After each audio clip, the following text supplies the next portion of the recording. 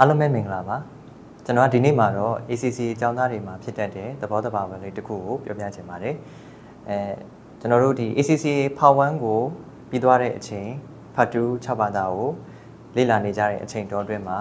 ဒီအကြောင်းသားအများစုကမှန်းထားတဲ့ target ကိုမပြည့်မီပဲကြံ့ကြာနေတာမျိုးတွေရှိတတ်ပါတယ်ဘယ်လိုကြောင့်ဖြစ်ရလဲဆိုတော့အများစုကတော့ဒီလုပ်ငန်းခွင်နဲ့ဝင်သွားတဲ့အချိန်မှာ work pressure တွေကြောင့်မလို့ဒီကြံ့ကြာတာမျိုးလည်းရှိသလိုဒီဘာသာရပ်တွေဒီလမ်းကြောင်းကိုဆက်ပြီးတော့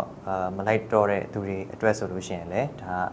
မလေ့လာတော့တဲ့အခါမှာကြံ့ကြာသွားတာမျိုးတွေရှိတတ်ပါတယ်ဆိုတော့ဒီကြံ့ကြာမှုဖြစ်ရတဲ့ဒီလေးဖြစ်ရတဲ့ဟာကိုစမ်းစစ်ကြည့်မယ်ဆိုရင်တော့တော်တော်များများကဒီသင်တန်းတွေတက်ချင်တယ်စူးစမ်းချင်တယ်ဒီ motivation တွေရှိလာတဲ့အချိန်မှာ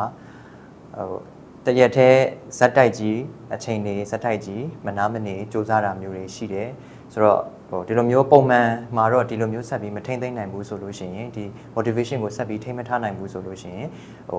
တရက်တည်းပဲလုပ်ပြီးနောက်နေ့တွေမှာဆက်ပြီးမလုပ်နိုင်တော့တဲ့ပြဿနာမျိုးတွေဖြစ်လာတတ်ပါတယ်ဒါကြောင့်အကြောင်းသားများအနေနဲ့တရက်ပုံမှန်စာကြည့်ချိန်တွေသတ်မှတ်တင်ပါတယ်ဒီသတ်မှတ်တဲ့စာကြည့်ချိန်တွေဟာလည်းကိုယ်ရေရှည်မှာသွားနိုင်တဲ့ပုံစံမျိုးဖြစ်ဖို့လိုပါတယ်ရေရှည်မှာဆက်ထိန်းထားနိုင်တဲ့ပုံစံမျိုးဖြစ်ဖို့လိုပါတယ်အဲ့တော့ continuous professional development နော် CPD ရှိဖို့လိုအပ်ပါတယ်အဲ့တော့စာတွေ့ subject matter ဒီသင်ရိုးညွှန်းတမ်းတွေအပြင်လက်တွေ့မှာမျက်မှောက်ခေတ်မှာပြောင်းလဲနေတဲ့ IAS တွေ IFRS တွေ accounting practice တွေပြင်ပပုဂ္ဂလိကဖြစ်တဲ့ဒီ industrial knowledge တွေအားလုံးကိုစာတွေ့ကိုလက်တွေ့ကိုဒီလို consistent ဖြစ်ဖြစ် sustainable ဖြစ်ဖြစ်နဲ့လေ့လာမယ်ဆိုလို့ရှိရင်တော့